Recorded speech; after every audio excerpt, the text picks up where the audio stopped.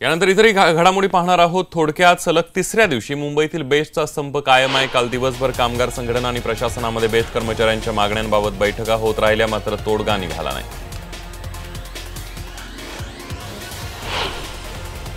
बेस्टच्या संपावर तोडगा काढण्यासाठी आता थेट शिवसेना पक्षप्रमुख उद्धव ठाकरे मध्यस्थी करणार आहेत। आज उद्धव ठाकरे संपासंदर्भात बैठक घेणार आहेत। या बैठकीमध्ये उद्धव ठाकरे बेस्ट कर्मचाऱ्यांना काय आश्वासन देणार आणि संपावर कसा तोडगा काढणार हे पाहणं महत्त्वाचं ठरणार आहे। बेस्ट कामगार संघटनेचे सचिव शशांक राव यांनी बेस्टच्या संपामुळे मुंबईकरांना होणाऱ्या त्रासासाठी शिवसेनेला जबाबदार धरले। तसंच मुख्य 3 मागण्या मान्य झाल्याशिवाय संप मागे घेणार नसल्याचा निर्धार त्यांनी बोलून दाखवला। मेस्मा कायद्याअंतर्गत कर्मचाऱ्यांना वसाहतीतील घरे रिकामी करण्याच्या नोटिसा धाडण्यात बेस्ट कर्मचाऱ्यांमधील रोष कमालीचा वाढलाय। नोटीस बजावण्याच्या भूमिकेचा विरोध करण्यासाठी भोईवाडा वसाहतीतील कर्मचाऱ्यांचे कुटुंबीय वडाळा आगारावर मोर्चा नेणार आहेत। भाजपनेही मुख्यमंत्र्यांना बेस्ट संप प्रकरणी लक्ष घालण्यासाठी गळ घातली आहे। संपाबाबत तोडगा काढून श्रेय घेण्यासाठी आता शिवसेना भाजपमध्ये लढाई होण्याची शक्यता आहे। एकीकडे बेस्टच्या बंदमुळे मुंबईकर हैराण झाले असताना स्वतः परिवहन मंत्री दिवाकर रावते मुंबईच्या रस्त्यावर उतरले आणि त्यांनी अव्वाच्या सव्वा भाडा आकारणाऱ्या टॅक्सी रिक्षा चालकांवर कारवाई केली। बेस्टच्या संपाला मनसेनं पाठिंबा दिला। यावेळी संप मिटवण्यासाठी बेस्ट स्थानकामध्ये आरती करावी अशी टीका मनसेचे नेते संदीप देशपांडे यांनी शिवसेनेवर केली आहे। तसंच पालिका आयुक्तांना बेस्ट बस MMRDAच्या घशात घालायची असा आरोप सुद्धा त्यांनी केलाय। मुंबई पुणे एक्सप्रेसवेवरील वाहतूक 2 तास बंद राहणार आहे। दुपारी 12 ते 2 दरम्यान पुण्याकडे वाहतूक बंद राहणार आहे। ओव्हरहेड ग्रँडी बसवण्याच्या कामाकरता वाहतूक बंद ठेवण्यात येणार आहे। परळ टर्मिनसचं काम अंतिम टप्प्यात आलं असून त्यासाठी 20 आणि 27 जानेवारीला मेगा ब्लॉक घेतला जाणार आहे। 20 जानेवारी रोजी तब्बल 9 तासांचा ब्लॉक रेल्वे घेणार असून सुमारे 100 लोकल फेऱ्या रद्द केल्या जातील अशी माहिती रेल्वे अधिकाऱ्यांनी दिली आहे। तर 27 जानेवारीला 5 तासांचा ब्लॉक घेण्यात येणार आहे। गर्दीचं विभाजन करण्यासाठी परळ स्थानकाचं रूपांतर टर्मिनसमध्ये करण्यात येत आहे। हे काम अंतिम टप्प्यात आलं असून फेब्रुवारी महिन्याच्या अखेरीस प्रवाशांसाठी हे खुलं करण्यात येणार असल्याची माहिती मिळते। वेतन, ग्रॅज्युएटी तसंच कंत्राट आदी विविध मुद्द्यांवर समाधानकारक तोडगा न निघाल्यास उद्यापासून मोनोसेवा बंद पडण्याच्या पवित्र्यात कर्मचाऱ्यांनी घेतलेला आहे। स्कोमीच्या हकालपट्टीनंतर कर्मचाऱ्यांना वाऱ्यावर सोडणार नाही अशी ग्वाही MMRDAनं दिली आहे। येत्या 19 तारखेच्या महासभेमध्ये कळवा मुंब्रा मेट्रोचा DPR आणला नाही तर महासभाच उधळून लावा असा इशारा राष्ट्रवादी काँग्रेसचे आमदार जितेंद्र आव्हाड यांनी दिलाय। ठाण्याच्या मेट्रोचा नारळ जेव्हा फुटेल तेव्हाच कळवा मुंब्रा मेट्रोचा नारळ फुटला पाहिजे असं हे आव्हाड म्हणाले। देशातली पहिली रेल्वे ज्या रुळांवरून धावली त्याचे ब्रिटिशकालीन अवशेष ठाण्यामध्ये सापडले आहेत। 16 एप्रिल 1853 साली बोरी बंदर ते ठाणे पहिली पॅसेंजर रेल्वे धावली होती। अपघातांमध्ये राज्यात मुंबई पहिल्या क्रमांकावर असून पुणे दुसऱ्या तर यवतमाळ तिसऱ्या क्रमांकावर आहे। 2018 मध्ये मुंबईत सर्वाधिक 3085 अपघात घडले असून यामध्ये 396 लोकांचा मृत्यू झालाय। मुंबईकरांना येत्या आठवड्यामध्ये जानेवारीतील थंडीची चांगली जाणीव होणार आहे। तापमानातील घट रविवारपर्यंत कायम राहील असा अंदाज हवामान विभागानं वर्तवलाय।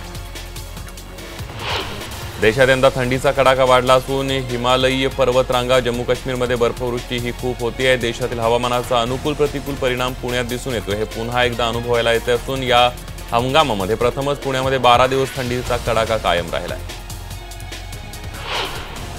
मुंबईतल्या वरळी सीफेसला लागून असणाऱ्या 83 वर्ष जुन्या पादचारी मार्गावर BMCचा हातोडा पडणार आहे। दक्षिण मुंबईचा उत्तर मुंबईशी जोडणाऱ्या कोस्टल महामार्गासाठी हा पादचारी मार्ग तोडण्यात येणार आहे। हा पादचारी मार्ग तोडण्यास नागरिकांचा तीव्र विरोध आहे। कोस्टल रोडलगत मुंबईतील सर्वात मोठा समुद्री पदपथ देखील आकार घेतोय। तब्बल 20 मीटर रुंद आणि 6.4 किलोमीटर लांबीचा हा पदपथ प्रियदर्शनी पार्क ते वरळी वांद्रे सी लिंक दरम्यान बांधण्यात येणार असल्याचं पालिकेकडून सांगण्यात आलं आहे। नाईट फ्रँक या सर्वेक्षण कंपनीनं ऑक्टोबर-डिसेंबर 2018 या तिमाहीमध्ये मुंबईत घरांच्या किमतीत 7% कमी झाल्याचा दावा केलाय। घरांच्या विक्रीमध्ये वाढ झाल्याचंही त्यात नमूद करण्यात आलंय। आजपासून नागपुरातून काँग्रेसची जनसंघर्ष यात्रा सुरू होते। प्रदेशाध्यक्ष अशोक चव्हाण यांच्या नेतृत्वाखाली सकाळी दीक्षाभूमीचं दर्शन घेतल्यानंतर ताजबाग आणि टेकडी गणेशाचं दर्शन घेऊन यात्रेला सुरुवात होणार आहे। तर राष्ट्रवादीच्या परिवर्तन यात्रेला आजपासून रायगड जिल्ह्यातून सुरुवात होते। रायगड किल्ल्याहून ही यात्रा निघणार असून महाड इथं शरद पवार यांची जाहीर सभा होणार आहे।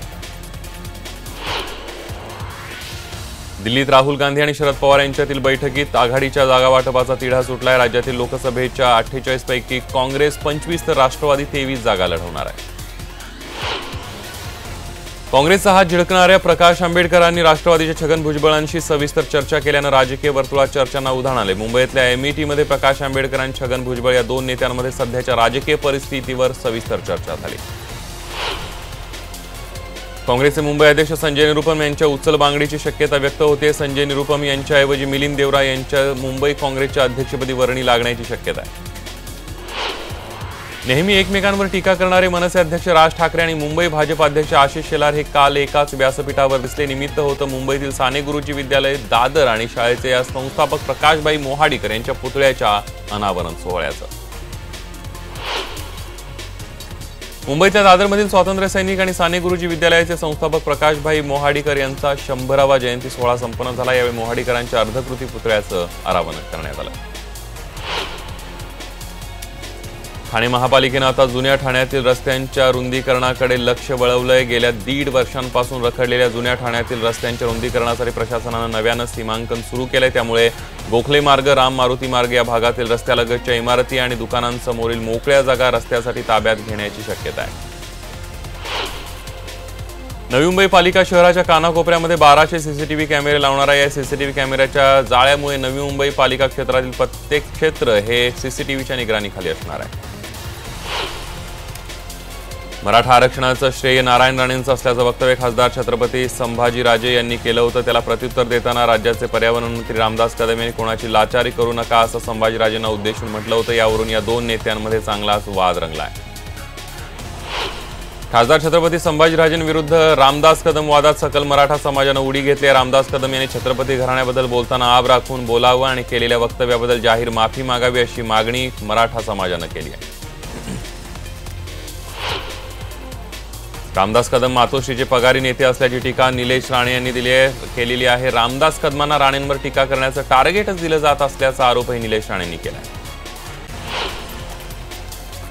2012 साली एसटी बस खाली 9 जणांना चिरडणाऱ्या एसटी ड्रायव्हर संतोष मानेला जन्मठेपेची शिक्षा सुप्रीम कोर्टानं सुनावली आहे। पुणे सत्र न्यायालय आणि मुंबई उच्च न्यायालयानं जन्मठेपेची शिक्षा सुनावली होती, ती सुप्रीम कोर्टानं कायम ठेवली आहे।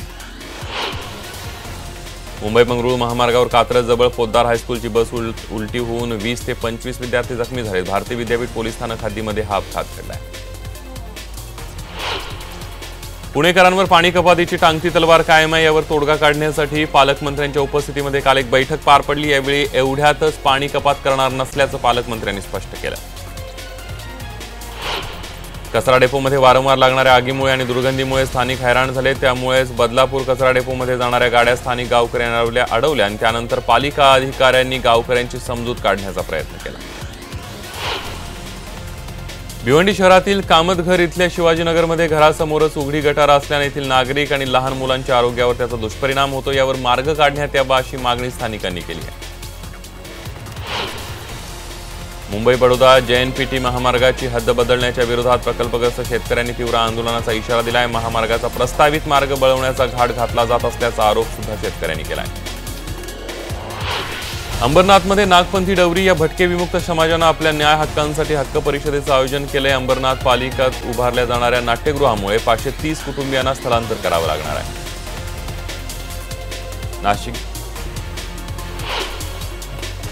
नाशिक जिल्हा शासकीय रुग्णालयामध्ये व्हेंटिलेटर उपलब्ध नसल्याने एका नवजात बालकाचा मृत्यू झाला। किशोर वारेंनी आपल्या बालकाला श्वसनाचा त्रास होत असल्याने रुग्णालयामध्ये दाखल केले, मात्र डॉक्टरांनी उपचार न करता त्याला डिस्चार्ज दिल्यानंतर मुलाचा मृत्यू झाल्याचा आरोप नातेवाईकांनी केला। वसईतील वसई सागरी कोळी मच्छीमार सहकारी संस्थेच्या वतीनं 50 बोटींना DTS अलर्ट मशीनचं वाटप करण्यात आलंय। संस्थेचे अध्यक्ष दयानंद कोळी, उपाध्यक्ष अर्जुन हरण्या, वसई उत्तन परवाना अधिकारी राजेश पाटील यांच्या हस्ते हे वाटप करण्यात आलं।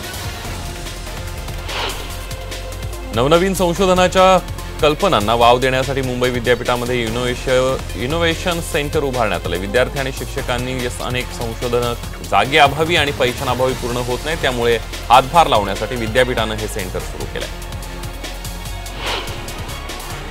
देशातील सर्वात मोठ्या युवा खेळाडूंच्या खेलो इंडिया स्पर्धेला पुण्यात सुरुवात झाली। शिवछत्रपती क्रीडा संकुल सज्ज झालं असून महाराष्ट्रातील जवळपास 954 खेळाडू यामध्ये सहभागी झाले।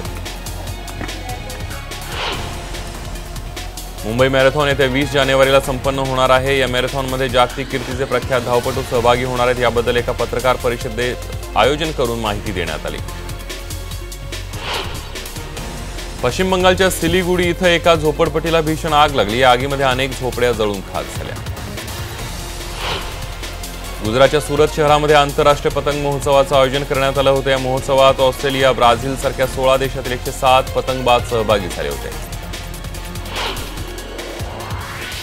उत्तर कोरियाचे अध्यक्ष किम जोंग यांनी चीनचे राष्ट्राध्यक्ष शी जिनपिंग यांची भेट घेतली। दक्षिण कोरियासोबत शांती करारादरम्यान बीजिंग इथं झालेल्या या भेटीमध्ये महत्त्वपूर्ण दृष्टीनं पाहिलं जात आहे।